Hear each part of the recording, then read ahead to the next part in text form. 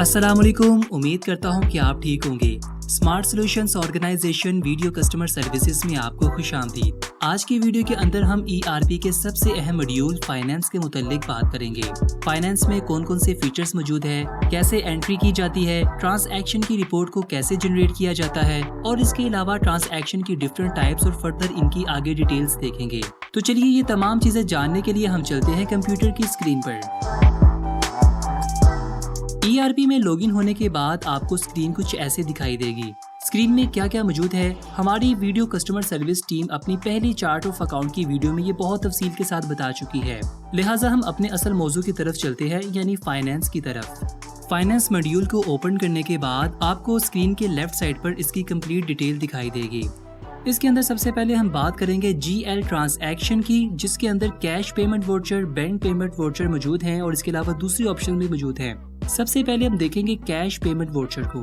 इसको क्लिक करने के बाद आपके सामने न्यू विंडो ओपन होगी, जिसके लेफ्ट साइड पर सर्च की ऑप्शन मौजूद है, जिसमें आप अपने माजी के तमाम वाउचर्स आसानी के साथ तलाश कर सकते हैं। दूसरी साइड पर ट्रांसैक्शन की डिटेल और इसकी एंट्री बार मौजूद है।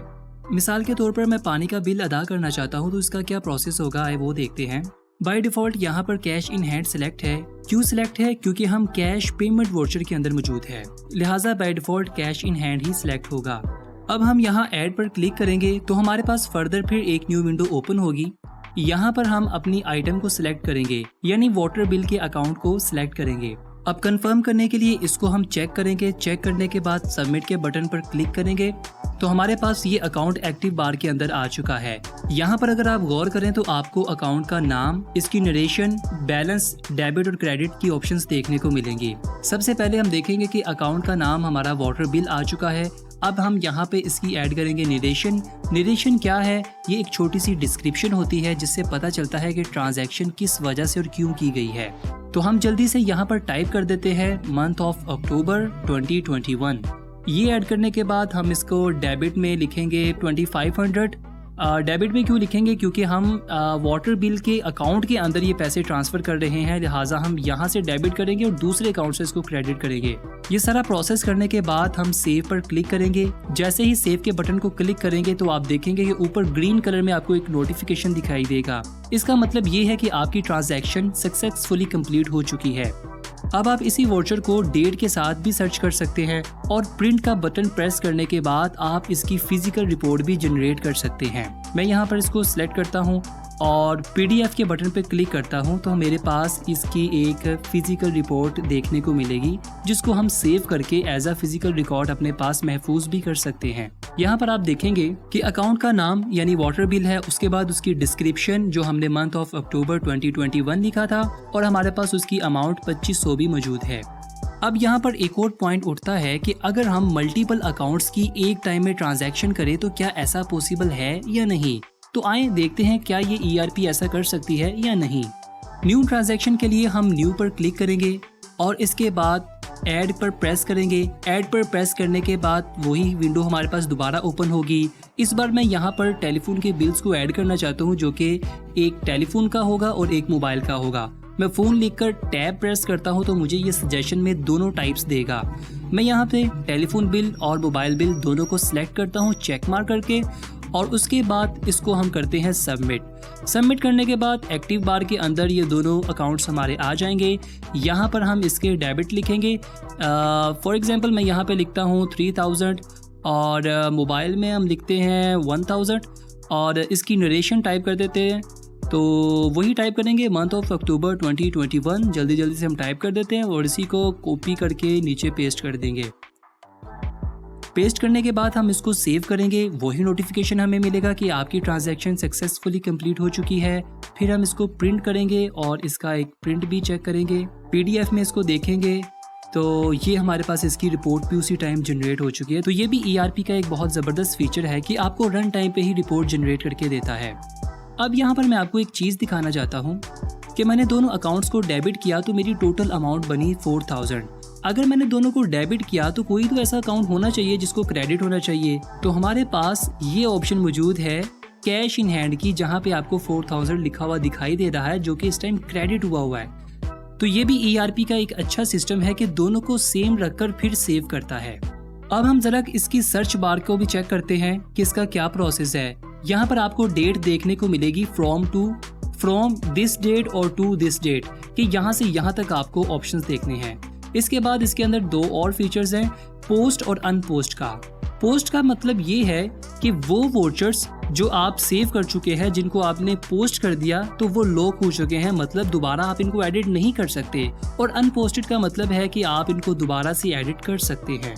तो ये मेरा प्रोसेस हुआ कंप्लीट, जो कि कैश पेमेंट वोचर का था।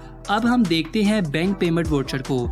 यहाँ पर एक बात याद रखिएगा कि जो प्रोसेस हमारा कैश पेमेंट वोचर का था वही सेम हमारा बैंक पेमेंट वोचर का भी होगा। और आगे बाकी जितनी भी ट्रांजैक्शंस की फाइल्स यहाँ आपको विंडोज देखने को मिलेंगी, उनका भी प्रोसेस सेम होगा, सेम विंडोज होगी और सेम वही बटन्स भी आपको देखने को मिलेंगे। तो अगर आप एक चीज़ को सीख लेते हैं तो दूसरा सीखने में आपको मुश्किल नहीं होगी। तो चलिए अब हम जल्दी से बैंक पेमेंट वोचर को भी देख लेते हैं। ये हम क्लिक करते हैं बैंक पेमेंट वोचर पे, वही हमारे पास विंडो ओपन होगी। यहाँ पर अब हमें बैंक सेलेक्ट करेंगे। बैंक सेलेक्ट करने के बाद हम ऐड पर प्रेस करेंगे, वही विंडो ओपन होगी। यहाँ पर हम अपना कोई सा भी अकाउंट लेते हैं। मैं यहाँ पे कंप्यूटर मेंटेनेंस को देखता हूँ, कोई और देखते हैं। चलिए यही लेते हैं, कंप्यूटर मेंटेनेंस हमारे पास आ गया। और इसको कंफर्म करेंगे। हमारे पास कंफर्म करने के बाद हम सबमिट पर प्रेस करेंगे तो ये एक्टिव बार के अंदर आ गया। यहाँ पे सबसे पहले हम इसकी डिस्क्रिप्शन यानी नरेशन ऐड करेंगे। प्रिंटर मेंटेनेंस HP 1050 करने के बाद हम इसकी डेबिट में इसकी प्राइस लिखेंगे, प्राइस 15,000। और फिर इसके आगे आपको दो ऑप्शंस और देखने को मिलेगी, जैसा कि हमें कैश पेमेंट वोचर के अंदर देखने को नहीं मिल रही थी, क्योंकि यहाँ पे हमारे पास बैंक है। तो यहाँ पे ये मुझसे पूछ रहा है कि आपने जो बैंक से पेमेंट करनी है वो किस टाइप की है, आया कि वो चेक है, DD है, TT है या ऑनलाइन है। तो इस टाइम मेरे पास चेक मौजूद है, तो इसको हम चेक करते हैं। मैं इसको पेमेंट करना चाहूँगा चेक से। और इसके बाद चेक का नंबर हम यहाँ पे लिखेंगे 1 2 3 कुछ भी यहाँ पे टाइप करते हैं एज अ डमी डाटा के तौर पर, लेकिन आपके पास जो चेक मौजूद होगा उसका सही से नंबर ऐड कीजिएगा। चेक की इशू डेट क्या होगी वो डेट आप यहाँ पे मेंशन करेंगे। तो ये तमाम फील्ड्स फिल करने के बाद वही प्रोसेस हम इसको सेव करेंगे। सेव पर प्रेस करेंगे तो सेव पर प्रेस करने के बाद वही नोटिफिकेशन आएगी, यानी आपकी ट्रांजैक्शन सक्सेसफुली कंप्लीट हो चुकी है। इसके बाद हम इसको एक दफ़ा इसका प्रिंट भी देख लेते हैं, इसकी रिपोर्ट जनरेट करके देख लेते हैं। तो ये मैंने PDF पे क्लिक किया। क्लिक करने के बाद आपको देखने को मिलेगा कि वही अकाउंट का नेम है जो बैंक हमने सेलेक्ट किया था, उसकी डिस्क्रिप्शन, चेक नंबर और टोटल अमाउंट हमारी क्या है। तो एज अ फिज़िकल रिकॉर्ड आप इसको प्रिंट करके अपने पास सेव भी कर सकते हैं। और सेम इसका भी सर्च का वही तरीका होगा। सर्च में आप डायरेक्ट उसका नाम भी लिख सकते हैं या डेट फ्रॉम कब से लेकर और टू कब तक आपको चाहिए वॉचर्स। हम इसको डे पूरा करते हैं तो हमारे पास इसके अंदर अनपोस्टेड और पोस्टेड का भी आएगा। तो सेम वही प्रोसेस है जो हमारा कैश पेमेंट वोचर का था। तो ये वाला सेशन भी हमारा कंप्लीट हुआ बैंक पेमेंट वोचर का। अब हम देखते हैं कैश रिसीव्ड। तो सेम वही विंडो है, उसी तरह हम इसको ऐड करेंगे, अकाउंट सेलेक्ट करेंगे, उसको सेलेक्ट करेंगे चेक मार्क से, फिर सबमिट करेंगे, फिर इसका डेबिट या क्रेडिट, सेव और फिर प्रिंट। वही सेम प्रोसेस है जो पहले हमने किया था। तो ये हमारा एक दफ़ा रिकैप हो चुका है। अब हम एक नेक्स्ट स्टेप पे चलते हैं और देखते हैं जर्नल वोचर को यानी JV को। याद रखें कि जर्नल वोचर को यूज़ करने की मुख्तलिफ सूरत हाल हो सकती है। मैं यहाँ पे इसलिए यूज़ करूँगा, मेरे पास इस time cash in hand account के अंदर पैसे मौजूद नहीं है। मेरे पास पैसे हैं लेकिन वो बैंक में मौजूद है, तो मैं बैंक के अकाउंट से कैश इन हैंड के अकाउंट के अंदर ट्रांसफ़र करूँगा, क्योंकि इसके अंदर मेरे पास सेम अकाउंट्स मौजूद हैं। मतलब कि मैं अकाउंट की सिर्फ शेप चेंज करना चाह रहा हूँ, यानी पैसों की शेप चेंज करना चाह रहा हूँ, बैंक से कैश इन हैंड में ट्रांसफ़र करना चाह रहा हूँ। तो मेरे पास दो अकाउंट सेम टाइप के इफ़ेक्ट होंगे। तो यहाँ पर मैं इसको JV को यूज़ करूँगा। किस तरह से यूज़ करूँगा आइए देखते हैं वो भी। सबसे पहले मैं इसको क्लिक करूँगा, मेरे पास वही विंडो ओपन होगी। यहाँ से मैं इसको ऐड पर प्रेस करूँगा, न्यू विंडो ओपन होगी। तो यहाँ पे मैं दो अकाउंट सेलेक्ट करूँगा। एक मेरे पास अकाउंट होगा बैंक का, मैं यहाँ से सिलेक्ट करता हूँ मिज़ान बैंक, और दूसरा हम लेते हैं अकाउंट कैश इन हैंड का। दोनों को कंफर्म करेंगे, सबमिट पर प्रेस करेंगे तो ये हमारी एक्टिव बार के अंदर आ जाएगा। अब हम यहाँ पे नरेशन ऐड करेंगे। मैं यहाँ पे टाइप करता हूँ bank cash transfer to cash in hand, इसको कॉपी पेस्ट करते हैं। अब हम यहाँ पे एक को करेंगे डेबिट और एक को करेंगे क्रेडिट, क्योंकि एक अकाउंट से हम पैसे निकाल रहे हैं और दूसरे अकाउंट के अंदर हम पैसे ट्रांसफ़र कर रहे हैं। तो जहाँ से पैसे हम निकालेंगे वो होगा क्रेडिट, और जहाँ पे हम पैसों को ऐड करेंगे, ट्रांसफ़र करेंगे, वो हमारा होगा डेबिट। तो यहाँ पे कैश इन हैंड को हम करेंगे डेबिट, क्योंकि इसके अंदर हमने पैसों को ट्रांसफ़र करना है, और बैंक को करेंगे क्रेडिट, क्योंकि यहाँ से पैसे निकालते हैं। इसी तरह उसका टाइप चेक करेंगे, तो टाइप मेरे पास चेक है क्योंकि मैंने चेक पास किया है, और उसका चेक का नंबर होगा, उसकी इशू डेट क्या है, तो जल्दी से इशू डेट भी लिख देते हैं 10/10/2021। इसको करने के बाद सेव पर प्रेस करेंगे, वही नोटिफिकेशन कि आपकी ट्रांजैक्शन सक्सेसफुली कंप्लीट हो चुकी है। इसके बाद हम इसका प्रिंट देखेंगे फिज़िकल, यानी इसकी रिपोर्ट जनरेट करेंगे। तो रिपोर्ट जनरेट करने के बाद मेरे पास अकाउंट्स के नेम आ गए, इसकी डिस्क्रिप्शन, टोटल अमाउंट मेरे पास आ गई है, और इसको मैं प्रिंट करके एज अ फिज़िकल रिकॉर्ड अपने पास महफूज कर सकता हूँ या किसी को भी दिखा सकता हूँ। तो अब हमारा जर्नल वाउचर वाला स्टेप भी कंप्लीट हुआ। अब हम चलते हैं डैशबोर्ड में, और यहाँ पे हम देखते हैं लेजर सर्च को देखते हैं। यहाँ पर हम फर्दर एक अकाउंट को देख सकेंगे।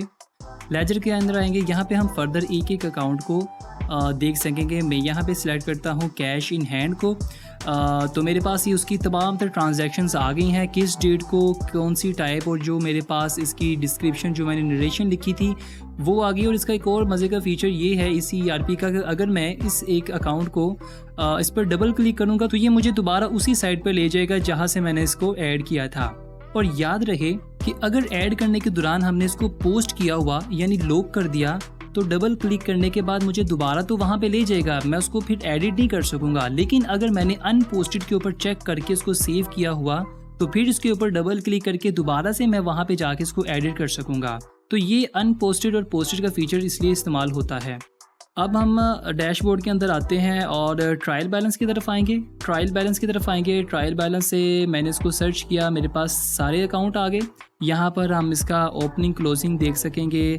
चले फर्दर इसको कैश इन हैंड को सिलेक्ट करते हैं, जो हम पूरी वीडियो के अंदर यूज़ करते आए हैं इस अकाउंट को।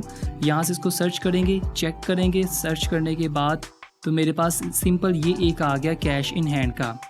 यहाँ पर अब मेरे पास ओपनिंग डेबिट क्रेडिट, उसके बाद करंट डेबिट क्रेडिट, उसके बाद क्लोजिंग डेबिट क्रेडिट है, और लास्ट में मेरे पास बैलेंस मौजूद है।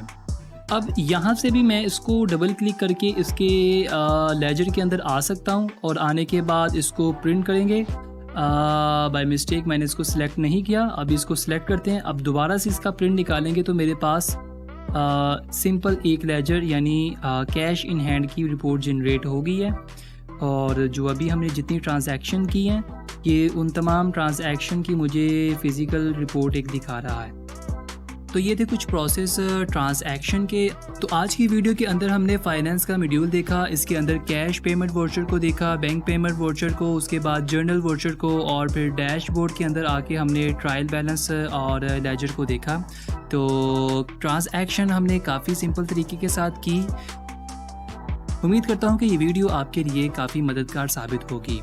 अल्लाह हाफिज़।